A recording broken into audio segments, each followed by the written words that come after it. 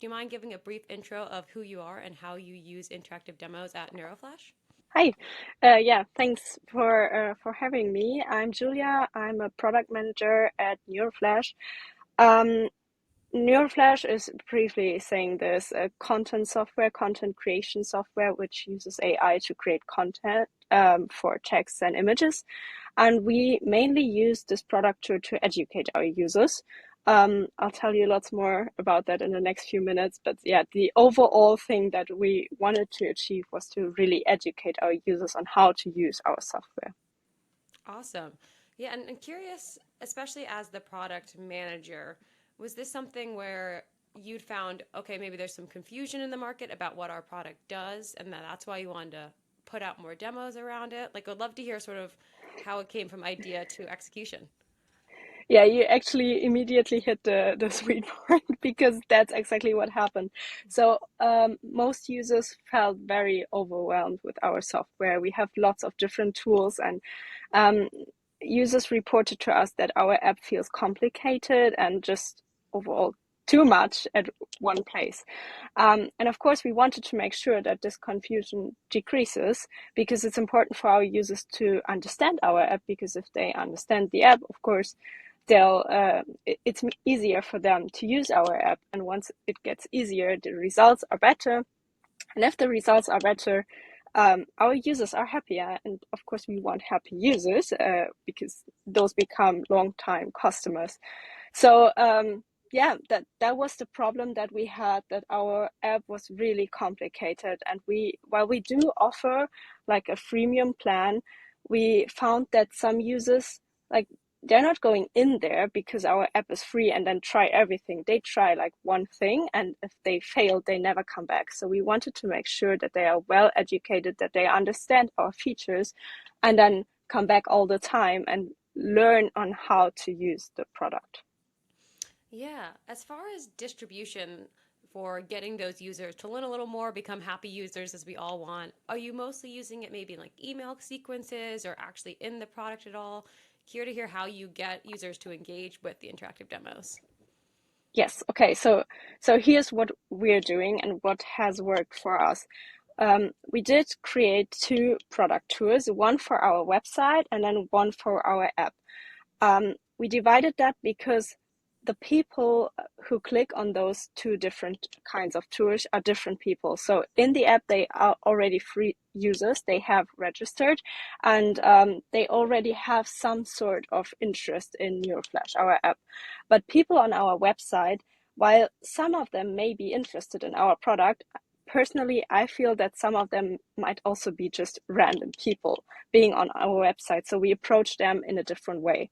And for the website users, we build like a tour with different CTAs. So the CTA linking from the website will be, hey, why don't you register now? Because of course we felt like after running through all those flows, those that the product tour has to offer, those users might be interested in becoming an actual user and now doing the stuff that they have just learned themselves.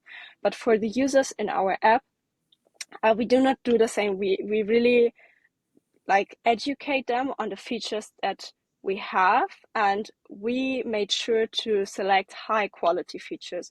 We spoke to teams like what are features that make sure that, or help us in retention, make sure that people and users, free users especially, convert and get paying users.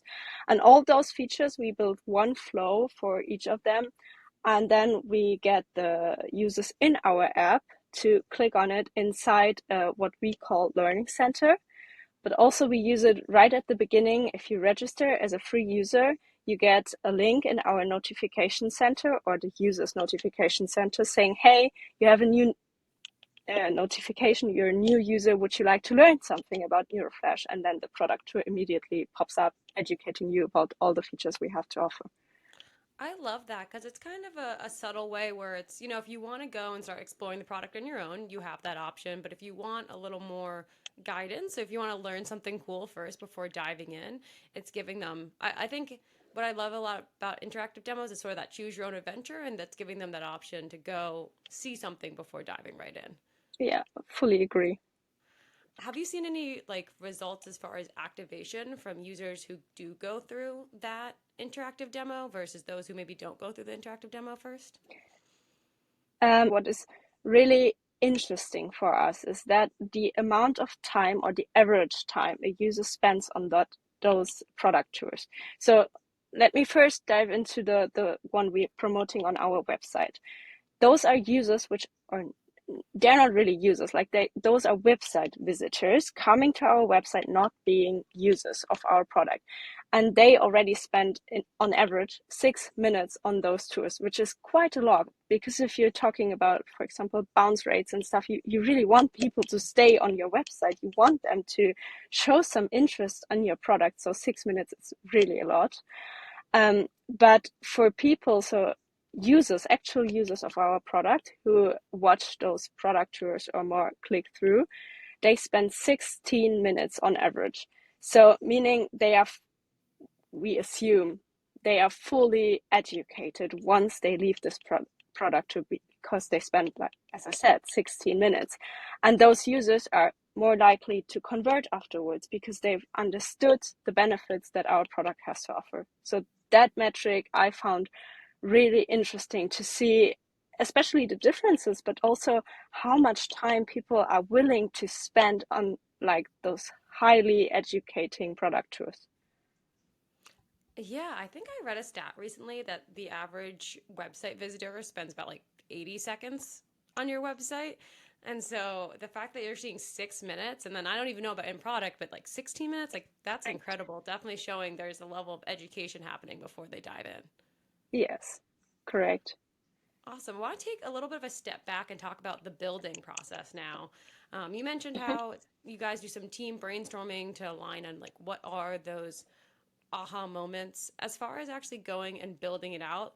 I'm curious your process to kind of balance making sure we're educating the user, but maybe not like overwhelming them. Yeah, so to be quite honest, when we first implemented this product tour, we're still a startup. We just wanted to give it a go. We didn't fully plan the process. It was more like, okay, we have those features we know we want to promote, so let's give it a try. But then it worked out really great, and we knew we wanted to improve the process. So we took a step back and started like at zero, and then spoke to our teams and found out which features we really wanted to promote, and created, first we planned and then created one flow per feature, guiding users through those flows, and then also connecting it with a checklist, which I'm guessing is the thing that most Nevetic users do. But this checklist really helps users to go through the flows whenever they want to, because we want to make sure that they can leave if they want to. Just like you said, they can be educated if they want to. But if a user decides that they want to leave and just try it for themselves, that's fine, totally fine for us. So they can leave whenever they want and come back and just restart with a checklist. Yeah, I think a checklist is a great way to my point of if you want to explore more, you can, but not necessarily overwhelming a new user with like, hey, here's all the features at once. Go through this like 50-step demo to see it. Yes, correct. I agree. Good. Awesome. Last question for me for today. If curious if you had like a new member on your team who's brand new to Nevadic, do you have like one or two tips that you would give any Nevadic newbie? Yeah, so planning really makes the difference. We learned that the hard way. And I think you guys, we talked with you before, and you kept telling us how easy it is to set up a Novatic tour. And while I fully agree, I think it's very, very hard to find out what you want to build around that tour, or what you want the product to consist of. Because building the basics is easy, it's taking like a few minutes. But then once you start, you'll be like, oh, I could do that, and I have that idea. And then maybe in the end you'll spend days and days before it's ready. So what has helped me a lot is really plan the whole process, and then, as I said, talk to your teammates, because for example customer service might know which questions come up all the time, so you can immediately like get those questions out of the customer system, and that has helped me a lot. And then also at some point you just need to stop. You could build for hours and days, but You just need to cut it off and yeah, be happy with what you got because for us, we're still optimizing our software is releasing new products, new features so many times. So it's like a work in progress, and you just at some point have to say, okay, that's it for now, and we'll optimize later on. Perfect. Well, thank you so much, Julia. This was really cool to hear. I love always hearing about how, especially customers are using like in their product to help activate users more. So thank you so much for joining us today. Yeah, thanks for having me.